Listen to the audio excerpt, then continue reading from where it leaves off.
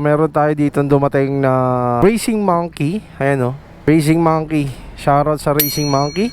Siyempre, kung nakikita nyo, radiator yan mga par. Meron na dito sa Jeg na radiator na Racing Monkey. So sa mga gustong mag-avail or bumili dito sa Jeg mga par, and meron tayong NMAX B1, NMAX B2, PCX 160.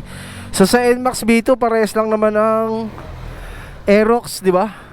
Aerox B1, Aerox B2. Ito parehas to. Ito pala yung NMAX B1, same sa Aerox B1. So NMAX B2, same sa Aerox B2. PCX, so parehas din ba to sa ADB? Hindi.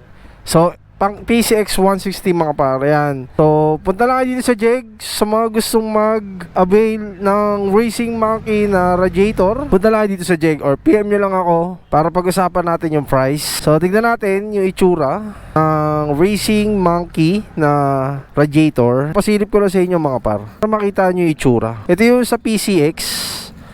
Ayan, sobra solid mga par. Ayan o, ganda diba? Nakita ko naman sa inyo yung sa may NMAX B2. So syempre si Marvin Vlogs magkakabit din ito. Syempre papalitan natin yung radiator natin. So ito yung pang NMAX B2 na same sa Aerox B2 mga par. Solid, ang ganda nito. Kasi yung NMAX B1, so same lang din naman na itsura ng NMAX B1. Ang pinagkaiba lang nun yung butas. So sa mga gusto mag-avail, punta lang kayo dito sa Jeg mga par. Let's go!